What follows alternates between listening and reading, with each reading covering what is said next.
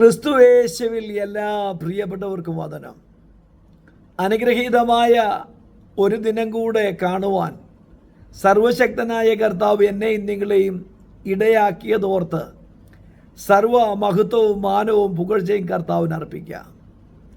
പ്രിയരെ, 2025 ആരംഭം മുതൽ കർത്താവിൻ്റെ ചിറകടിയിൽ നമ്മെ പരിപാലിച്ച് നമ്മുടെ ജീവനും ഭക്തിക്കും ആവശ്യമായിട്ടുള്ളതെല്ലാം നൽകി തന്ന് ആപത്തിലും അനർത്ഥങ്ങളിലും അപകടങ്ങളിലും ഒന്നും അകപ്പെടാതെ സുരക്ഷിതമായി സൂക്ഷിക്കുന്ന കർത്താവിന് എത്ര നന്ദി പറഞ്ഞാൽ മതിയാകും.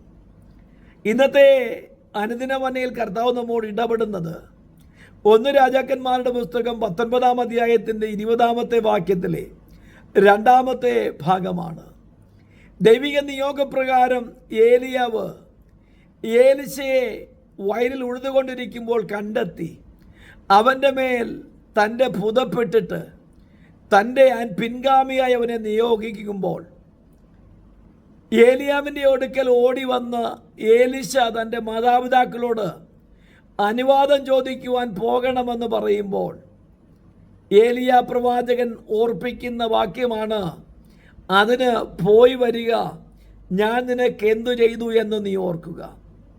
എന്നെ കേൾക്കുന്ന പ്രിയപ്പെട്ട ദൈവത്തിൻ്റെ പൈതലേ, തികച്ചും ഒരു കർഷകനായ ഏലിശയെ കണ്ടെത്തി തൻ്റെ പിൻഗാമിയായി ദൈവത്തിൻ്റെ നിയോഗപ്രകാരം ഏലിയാവ് അഭിഷേകം ചെയ്തതുപോലെ എന്നെയും നിങ്ങളെയും ഈ ധരയിൽ ഞാനും നിങ്ങളുമായിരിക്കുന്ന ദേശങ്ങളിൽ നമ്മെ ആണ്ടിൻ്റെ ആരംഭം മുതൽ ഈ അവസാന നാളുകളിലേക്ക് എത്തുന്നിടം വരെയും കർത്താവ് ക്ഷേമത്തോടെ, സുരക്ഷിതത്വത്തോടെ, ആരോഗ്യത്തോടെ, സന്തോഷത്തോടെ പരിപാലിച്ചു.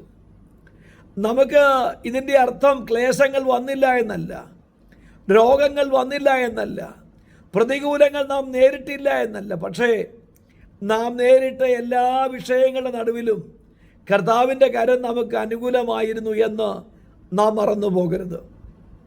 നമ്മുടെ ജീവിതത്തെ നാം പരിശോധിക്കുമ്പോൾ കർത്താവ് ചെയ്ത ഉപകാരങ്ങളെ എണ്ണിത്തീർക്കാൻ കഴിയത്തില്ല.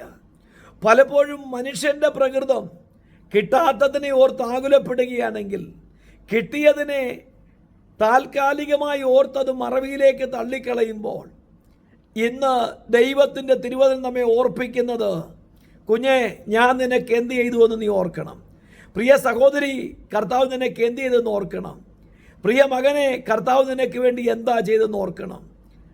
എന്നെ കേൾക്കുന്ന പ്രിയ സഹോദര സഹോദരി, നന്ദിയുള്ളവരായി ദൈവത്തിരുമുഖത്തേക്ക് നോക്കുക. നടത്തിയ വിധങ്ങൾക്ക് നന്ദി പറയുക. അവൻ്റെ കരുതലുകൾക്ക് നന്ദിയുള്ളവരായി കർത്താവിനെ വാഴ്ത്തുക. ഈ ധരയിൽ ഞാനും നിങ്ങളും നേടിയതല്ല, കർത്താവ് നമുക്ക് നൽകിയതാ. കർത്താവ് നമ്മെ നിർത്തിയതാ. കർത്താവ് നമ്മെ സൂക്ഷിച്ചതാ. അനേക പ്രിയപ്പെട്ടവർ നമ്മേക്കാൾ കഴിവും യോഗ്യതയുള്ളവരൊക്കെ പലപ്പോഴും ആഗ്രഹിച്ചിട്ടും എത്താൻ കഴിയാതെ പോയെങ്കിൽ ഇന്ന് ഈ പ്രഭാതത്തിൽ ദൈവം നമ്മെ നിർത്തിയതിന്, ദൈവത്തിൻ്റെ കരുണയ്ക്ക്, ദൈവത്തിൻ്റെ സ്നേഹത്തിന്, ആർദ്രമായ സ്നേഹത്തിന് നന്ദി പ്രകാശിപ്പിച്ചുകൊണ്ട് അവർ ചെയ്ത നന്മയെ ഓർക്കുന്ന ദിവസങ്ങളായി തീരട്ടെ. 2025 ആരംഭം മുതൽ നിങ്ങൾക്ക് വേണ്ടി, നിങ്ങളുടെ തലമുറകൾക്ക് വേണ്ടി, നിങ്ങളുടെ കുടുംബത്തിന് വേണ്ടി കർത്താവ് ചെയ്തത് ഓർത്ത് നന്ദി പറയുമെങ്കിൽ കർത്താവിൻ്റെ സ്നേഹത്തിൽ നമുക്ക് നിറയുവാൻ ആഴമായി കഴിയും. അതിന് കർത്താവ് നമ്മെ സഹായിക്കട്ടെ. നല്ലൊരു ദിനം ആശംസിക്കുന്നു. God bless you all.